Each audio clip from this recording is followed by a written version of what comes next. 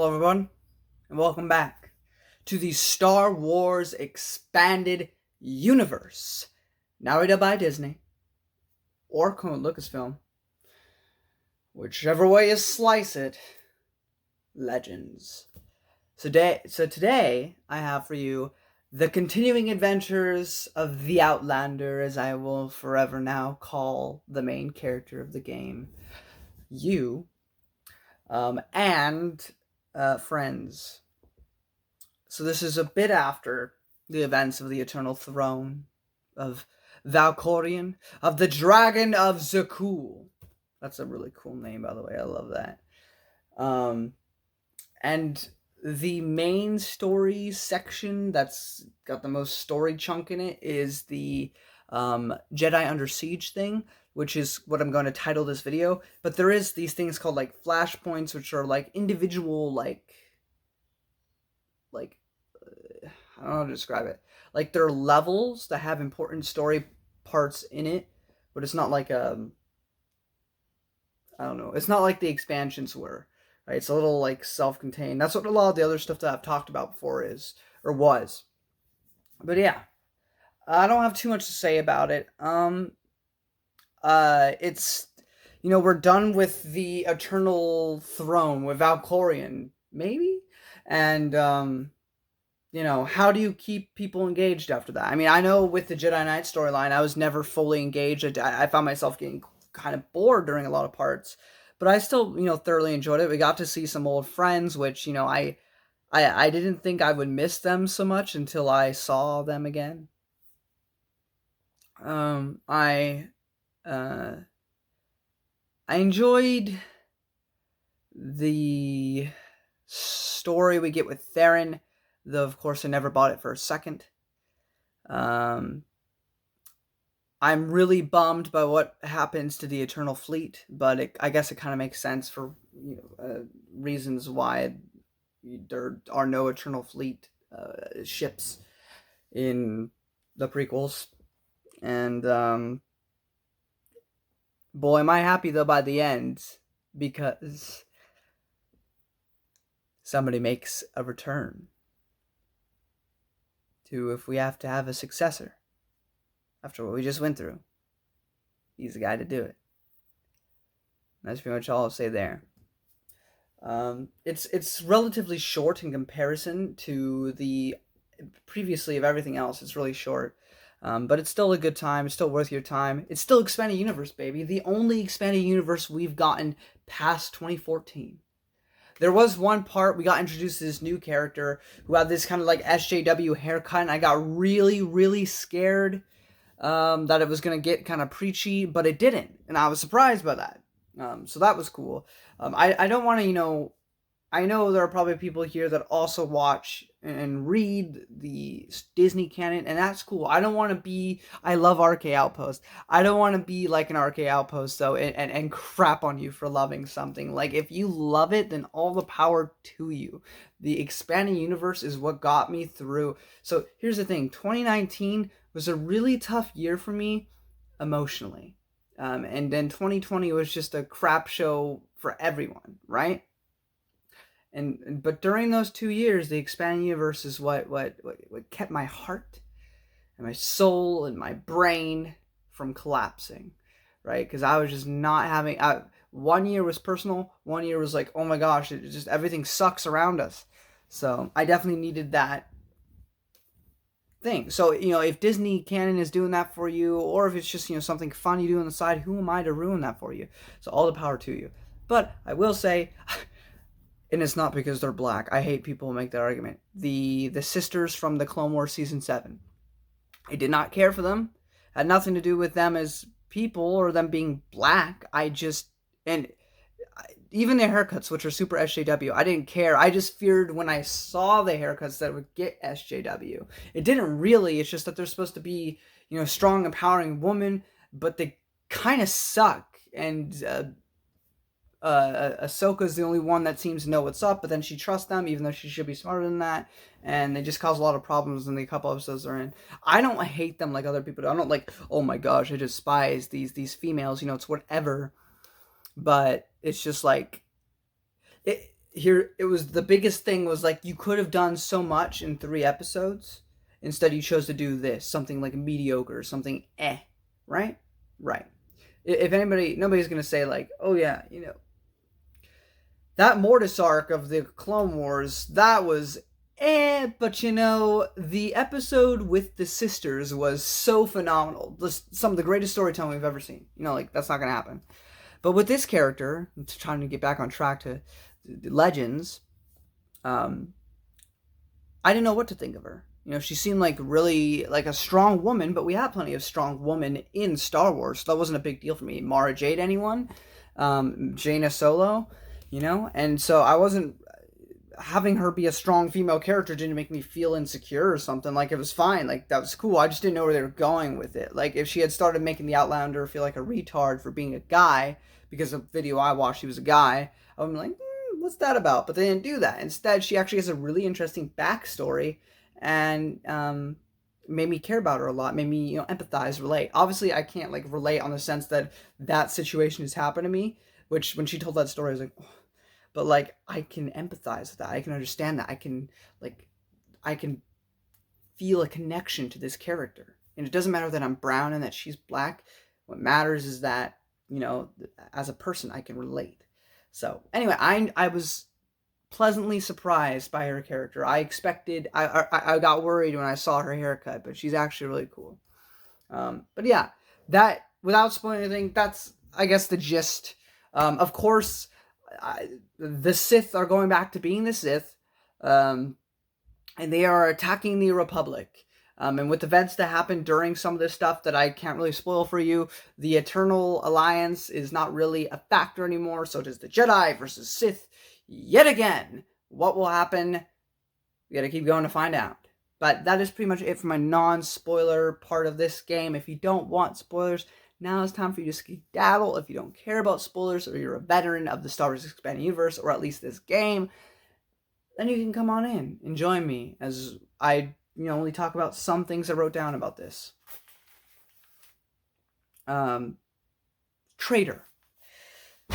So, there is a traitor amongst the new Eternal Alliance, which is, the Eternal Fleet, which was controlled by Valkorion, then Archon, then Valen is now under the control of the Outlander with the support of Lena and Theron. They are, they still have some Sith and the Empire agents and the Republic on their side to help defeat a greater enemy. They don't have that anymore, but they're still siding with the Outlander because the Outlander's cool and all that.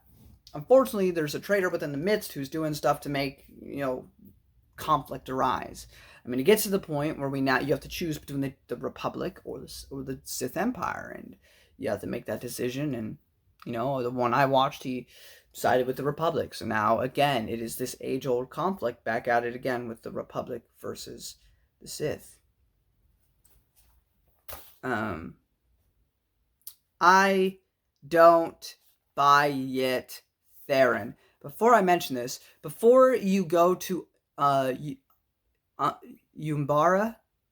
the planet, I think there's also an episode of that in the 2008 Clone Wars with Pong Creel.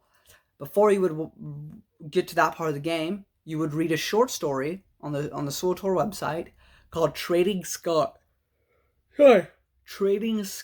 That would be your next one. It's really short. I don't really want to really say anything about it. It's one of the few new EU written material we actually have. It's not much, but it's a nice little short story that you would read right before playing the game. I believe, yeah. And then I don't buy Theron. Why do I say that? Because it turns out Theron's the traitor. The moment he betrayed them, I didn't buy it. I said there's something else going on that he has to keep it undercover.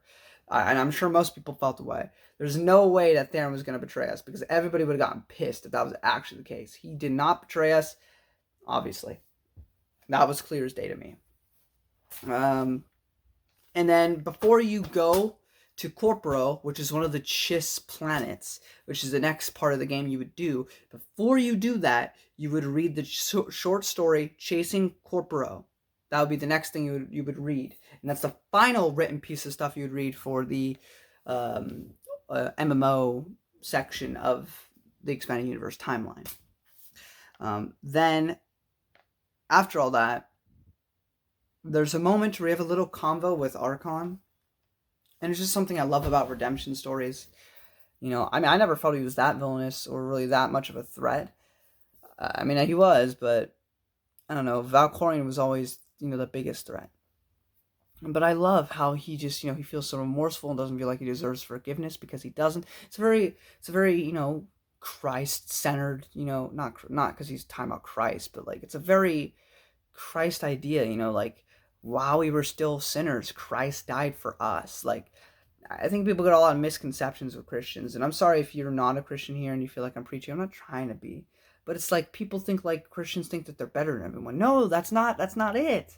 It's I know I suck. I know I'm flawed and that I'm in need of forgiveness and grace.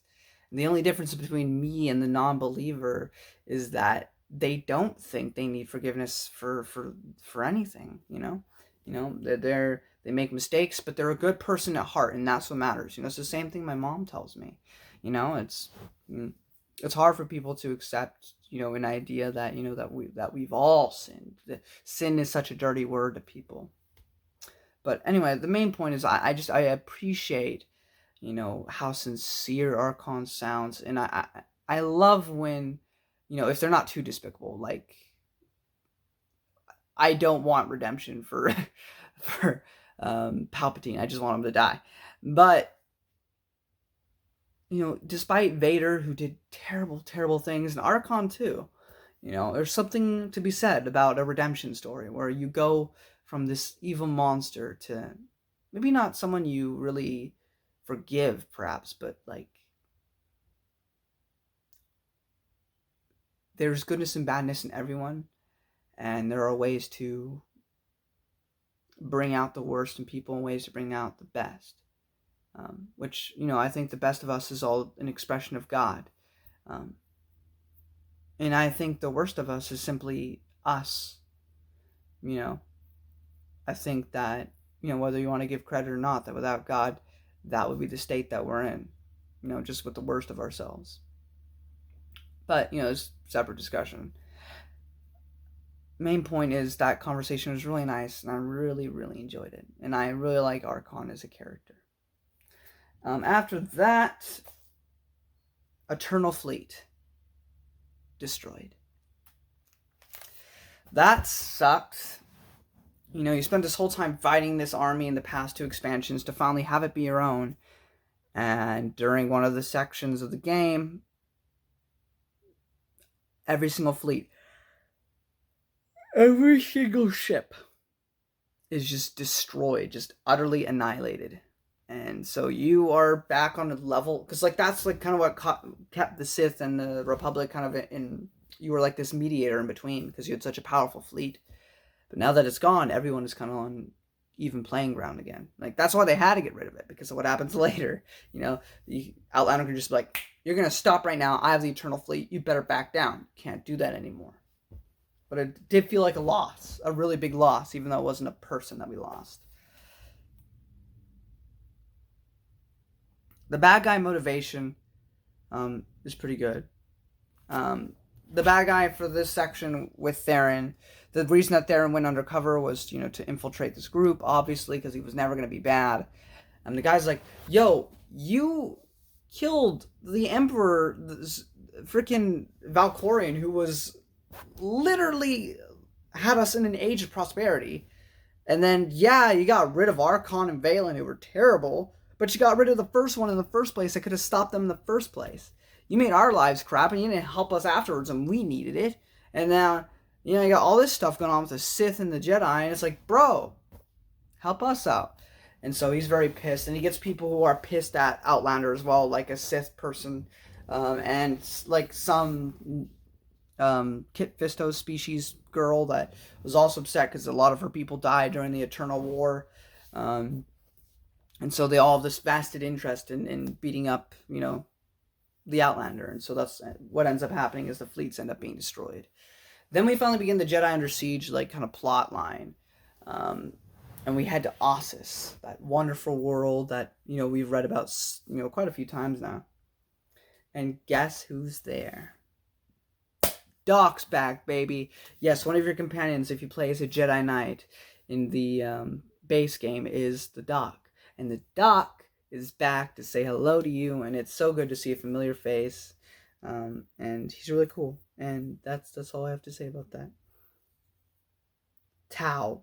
Tav? Tau. T-A-U. This is the black girl I was talking about. She has a very weird haircut. And I thought she might go SJW because this was like 2015, 2016 when this, part of the game came out. But no. Instead, she's super interesting.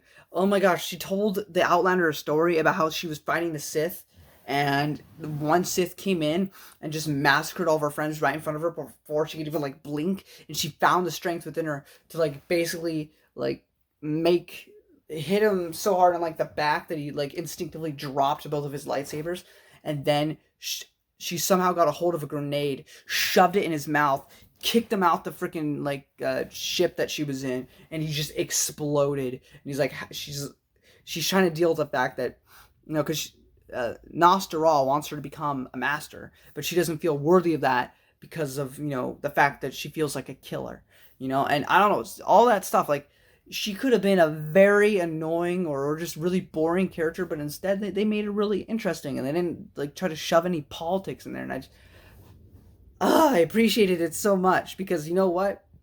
Black people, white people, Asians, Mexicans, whatever you are, I could love your character. I could relate to your character. It doesn't matter what skin color you are as long as the character beneath it is interesting. Like, if you can swap me out with a white person or a black person and the character's still interesting, then that's a good character. It shouldn't depend on the color of my skin. But anyway, that was a good surprise. And last but not least, that I have to talk about, Maugus lives. My boy has returned. How? They better explain it in the next part. He is alive, and he is ready to destroy the Jedi. And I am ready. Though I suspect there's more going on with the Sith Emperor, considering that we do not get to see Scourge or Kira in this expansion. I hope we get to see them in the next one, because that's the last one before there's no more content to view, so I'm curious to see what that's all about. But we'll see what happens there. But that's basically it, guys. Thank you all so much for watching. If you enjoyed this video, give a thumbs up. Sharing helps a ton. Do not forget to subscribe, please. Come check out my videos. Come view the expanding universe with me. And let's talk about some Star Wars. Comment below. Let me know. Dude, I would freaking love comments. Even if you're like, you're a stupid poopy butthole, at least it's a comment.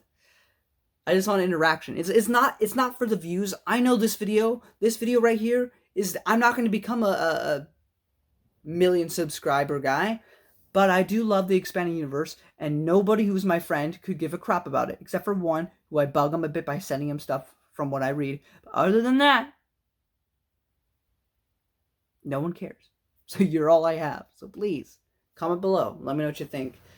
Didn't like, what I could do to improve besides my intro, because I know about that already. But yeah, thank you all so much for watching, and I'll see you in the next video. May the Force be with you.